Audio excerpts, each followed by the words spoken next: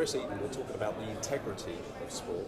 What are the issues facing sport in the world at the moment? Biggest issues? Well, the biggest issue is its credibility, quite frankly, and the credibility of the competition, whether it's honest or not, whether it's clean or not. And this is an enormous challenge that's manifesting itself over the last 5 years, really into a grave situation, I think, for sport generally, and for football particularly, I think. So what the sport organisations themselves need to do is to find a way in which they can restore the confidence of the fan, the confidence of those who are perhaps a bit disenfranchised by what they're reading and seeing, and return their absolute confidence in the authenticity of competition. I mean, maybe 5 or 10 years ago we'd hear about some Far Eastern bookmakers manipulating games, but now it's heavy organised crime. It's a huge amount of money. Yeah, without doubt. I mean, what's really happened is over the last 10 years, gambling has changed enormously worldwide. So you've now got international gambling taking place, particularly in Southeast Asia, but with the gamblers coming from around the world using the internet, SMS and other forms of communication to bet on games anywhere in the world, any time in the world. Massive amounts of money involved. Of course, organised crime thinks this is fantastic, and they're finding ways to manipulate sport to in fact commit betting fraud. Betting fraud is in fact the main concern here. It's from betting fraud that modern match-fixing is actually born.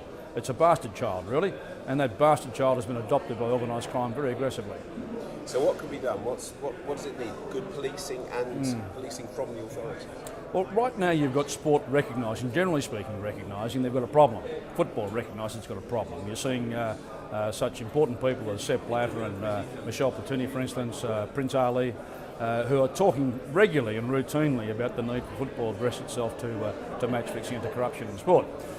But in fact, what this fails to address is the gambling side of the equation, the one that I said causes match fixing, funds match fixing. This is what organised crime is going to sport for, not because they're interested in corrupting sport necessarily. They're interested in corrupting sport to commit betting fraud, massive betting fraud.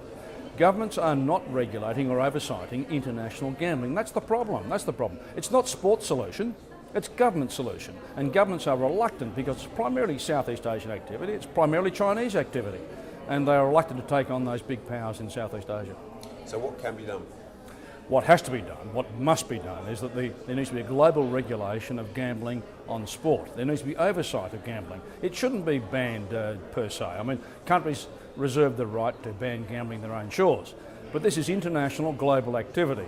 And the world of nations must get together collectively and provide a framework, a platform for gambling and on sport to be regulated and oversighted properly. This will inhibit match fixing. If you can stop the money flow to organised crime through betting fraud, you'll stop match fixing.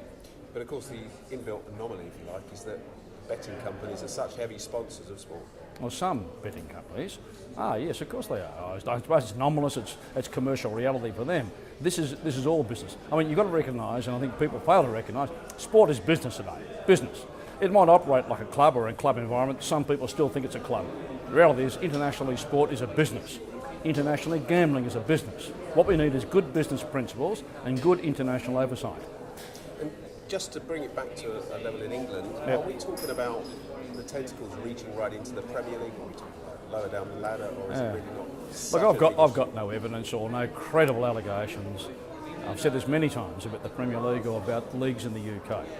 The fact is that these tentacles can reach anywhere though. We have to just simply recognise this is organised crime. This has come into the picture over 5 years. Organised crime does not invest itself in this sort of activity for no reason. It believes it can make a lot of money out of it. The biggest money invested in sport today is on the Premier League. This is just a normal logical equation. Fantastic. Thanks, Thank you very much. Cheers.